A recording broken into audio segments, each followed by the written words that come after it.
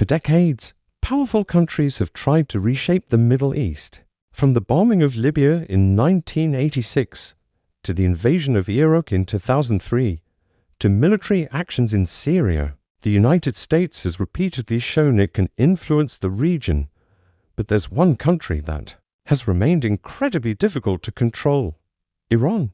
Even today, global powers still look for cracks in Iran's defenses. But history shows conquering Iran is far from easy. In fact, for over 600 years, Iran's borders have barely changed. Romans tried, Arabs tried, Turks, Russians, and even the British Empire attempted to dominate the region. Yet Iran survived every major challenge. So what makes Iran so hard to conquer? The answer starts with geography. Think of Iran as a giant natural fortress. Unlike castles built by humans, Iran's walls were built by nature itself. Massive mountain ranges surround the country from almost every side. In the south, the Zagros Mountains form a huge barrier against invasions from the Persian Gulf and Iraq. To the north, the Alborz Mountains protect the country near the Caspian Sea. And toward the east, smaller mountain chains stretch along the borders with Afghanistan and Pakistan. Where mountains don't exist, marshlands and deserts take their place. Inside Iran are two enormous deserts, the Dasht-e Kavir and Dasht-e Lut. These regions are so harsh and empty that most of Iran's population lives in mountain areas instead.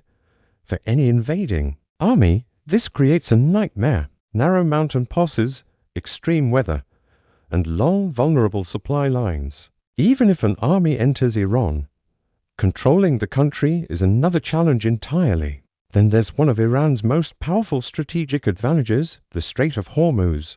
This narrow passage connects the Persian Gulf to the open ocean, and nearly 20% of the world's oil supply passes through it. Iran controls the northern coastline of this strait, which means in times of conflict, Iran could threaten to block one of the most important energy routes on Earth. That alone gives the country massive global leverage. But geography isn't the only factor.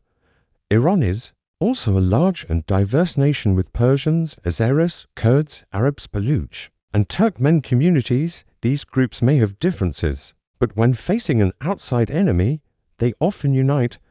A perfect example was the Iran-Iraq War. When Saddam Hussein invaded Iran in 1980, he believed the country was weak after its revolution. But instead of collapsing, Iran fought back for 8 brutal years. By the end of the war, Iraq failed to capture Iranian territory. Iran's final advantage is its sheer size. The country covers about 1.6 million square kilometers.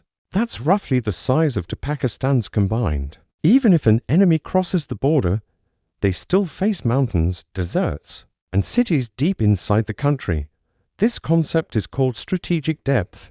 The deeper an army moves into Iran, the harder it becomes to survive. And that's why, throughout history, Iran has remained one of the most difficult countries in the world to conquer. Sometimes, the strongest defense isn't an army, it's the land itself.